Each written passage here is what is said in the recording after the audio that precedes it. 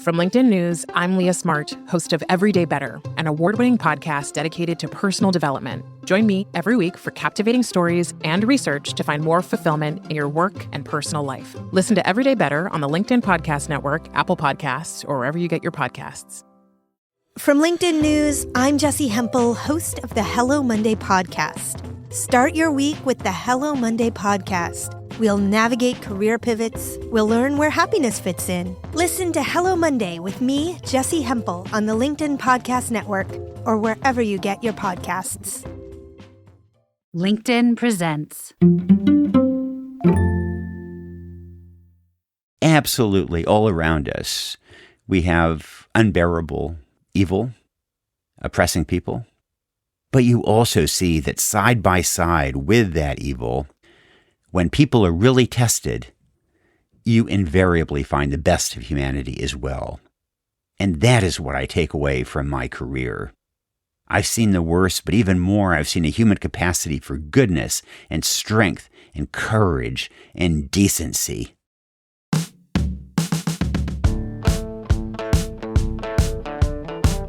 It's Thursday. I'm Michael Kovnat, and this is the Next Big Idea Daily. Big ideas from big thinkers in under 15 minutes. Today, that big thinker is Nicholas Kristof. You may have read his columns or articles over the years in the New York Times, but you may not know his personal story or how his decades of traveling the planet have changed his perspective on the human race. Well, Nicholas is here to share that with us today by bringing us some of the key insights from his new book, Chasing Hope, A Reporter's Life. Nicholas is a two-time Pulitzer Prize winner who's worked for the New York Times almost continuously since 1984 as a reporter, foreign correspondent, bureau chief, and now columnist. With his wife, Cheryl Wu Dunn, he's written 4 best-selling books, including the #1 New York Times bestseller, Half the Sky. Our curator, Adam Grant, says his new book, Chasing Hope, is a gripping memoir by a world-class reporter. Here's Nicholas to share his key insights. So insight number 1 came to me when I was covering the Tiananmen democracy movement in China in 1989. And I think it's a bit relevant to us Americans today at a time when democracy is under challenge. And it's this: you most appreciate democracy when you don't have it. I look back at 1989 as the Tiananmen democracy movement was unfolding, and I'm kind of embarrassed that I was often a little bit kind of disdainful, a little bit scornful of some of those democracy protesters because they were peasants from the countryside or less educated workers. And I wrote periodically, well, they say they're for democracy, but they can't really define the kind of democracy they want. They can't describe the institutions that they would create, the guardrails they would create to make it work. And that was true.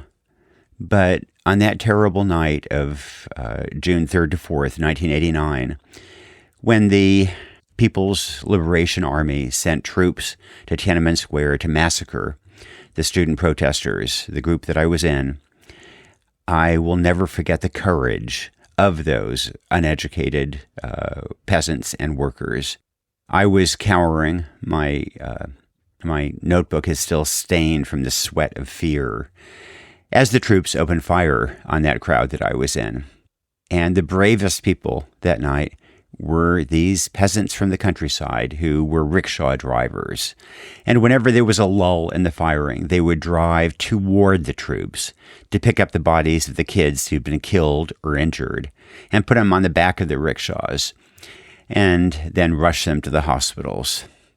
And there was a narrow two-lane road leading to Tiananmen Square that the troops were using to send truckloads of troops to kill more students. And a bus driver saw the convoy of truckloads of troops arriving, and he hurriedly parked his bus across the road to block it. And he turned the engine off. He stepped down. This is late on the night of June 3rd. It's dark. There's a grassy verge on both sides of the road. And an officer stepped out of the lead truck and told him, "Move the bus." And the bus driver, this salt-of-the-earth, middle-aged driver, he said no. And the officer pointed his sidearm at the bus driver and said, "Move the bus." And the bus driver, he turned off the engine. He had the keys in his hand. He looked at those truckloads of troops, and suddenly he hurled the bus keys as far as he could into that high grass beside the road. Now, that bus driver and those rickshaw drivers, they might not have been able to define democracy, but they were willing to risk their lives to die for it. And I think that's precisely because they didn't enjoy democracy. They knew how valuable it was for themselves, for their children. And I think we in this country have so much we can learn from them. Insight number 2 is to be skeptical even of victims, even of the good guys. You know, that massacre in Beijing probably claimed 400 to 800 lives, maybe 5,000 people injured. But there were a lot of reports, including from supposed eyewitnesses, that tens of thousands of people had been killed, that Tiananmen Square was knee-deep in blood. I knew that was not true because I had been there. I had seen people massacred, but it wasn't many thousands of people. And I realized then that when people have seen terrible things, they want to fight back. And so they exaggerate. They say they saw things in person when in fact they only heard rumors about it. And so that is something that I think is really hard for us as journalists to do and for all people to do, which is to be skeptical not only of those committing the massacres, not only of the bad guys, but also of the victims, also of the good guys. And that's a lesson I've tried to carry with me over the years.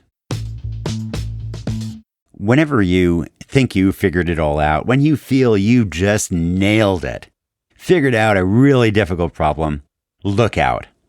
That's when you're probably about to fall flat on your nose and realize that the world is way more complicated than we think.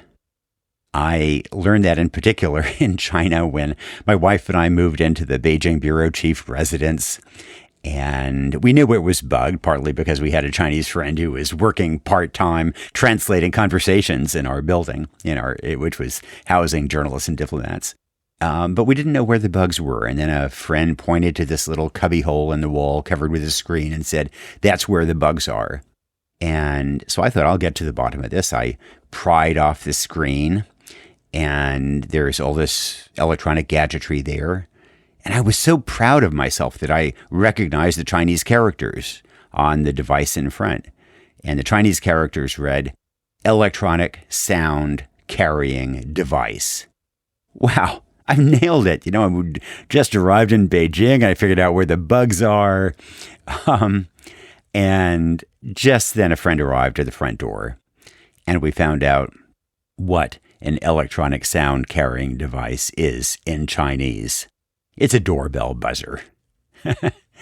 And, that was a useful lesson for us in China, trying to cover more than 1 billion people, different language, different culture, different history.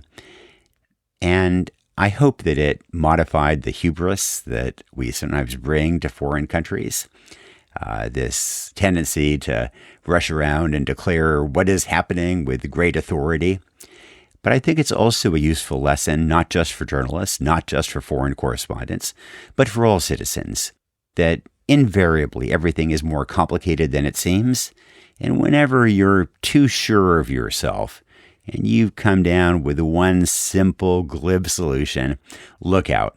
It's probably way more complicated than that. We all have the power to make a difference. I talk to a lot of people, young people in particular, who feel kind of paralyzed. They see all these problems around them, and they just feel they can't make a difference. They want to leave a better world, but they don't see how they can do it. And I understand that, but I think that's actually kind of wrong. See, people think they have to solve a problem to make a difference. And look, it's hard to solve a problem. There are millions of girls abroad who need an education, and we're not going to get them all schooled. But I think that it's a mistake to think that we have to solve a problem in its entirety to make a difference. In Chasing Hope, I write about my dad, a World War II refugee from Eastern Europe.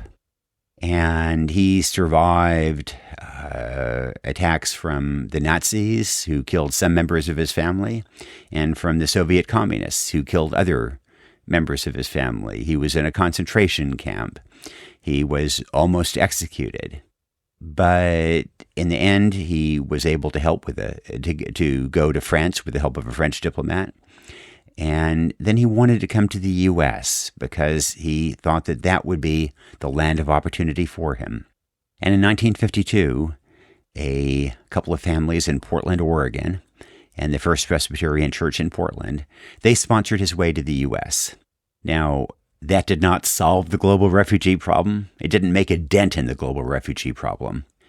But it was completely transformative for my dad. And for me, I exist only because of the help they provided. And that's the kind of thing that any of us can do. We can help an individual refugee family. We can help a particular girl in a country like Ghana or Tanzania or Zimbabwe get an education for maybe less than $100 a year. So never feel powerless. You do have the opportunity to make a difference, to change lives. And that's an incredible gift that we all enjoy. Side by side with the worst of humanity, you invariably find the very best. You see, I've spent a career covering war and massacres, disease and poverty. And so when people first meet me, they invariably think I'm going to be, this really depressing sort of journalistic Eeyore. And the truth is that I've actually emerged from covering war and genocide kind of upbeat. And that's because while I've seen the worst that people can do, and it's real, there is evil out there, I've also seen the human capacity for goodness and decency and strength. And I have seen an arc of moral progress in my time as a journalist. I've seen apartheid collapse. I've seen Eastern Europe and communism there collapse. I've seen authoritarian countries on the right, from Taiwan and South Korea, Indonesia. I've seen those authoritarian regimes collapse. Maybe the worst thing that can happen to somebody is to lose a child. When I graduated from college, 11% of children died before the age of 5. Now we're down to a little more than 3%, the lowest in human history. When I was a kid, a majority of human beings had always been illiterate. Now we're pushing 90% adult literacy. Every day, another 300,000 people roughly emerge from extreme poverty. But it's not just those numbers, even more. It's just what I've seen. And let me leave you with a story of a friend of mine in Pakistan, Mukhtar Mai. And Mukhtar was a young village woman who was sentenced by a village council to be gang raped as punishment for something that her brother supposedly had done. And then the village council carried out that sentence. They gang raped her. And they expected that Mukhtar would then kill herself out of shame. But instead, she prosecuted her attackers. She sent them to prison. And then she used compensation money to start the first school in her village. And then she enrolled the children of her attackers in that school because she believed that the best way to chip away at the kind of misogyny and cruelty that she had experienced was to educate people. And so you go to that little village of Mirwala and you talk to Mukhtar and you talk to the children of her attackers and you understand absolutely all around us we have unbearable evil oppressing people. But you also see that side by side with that evil, when people are really tested, you invariably find the best of humanity as well. And that is what I take away from my career. I've seen the worst, but even more, I've seen a human capacity for goodness and strength and courage and decency.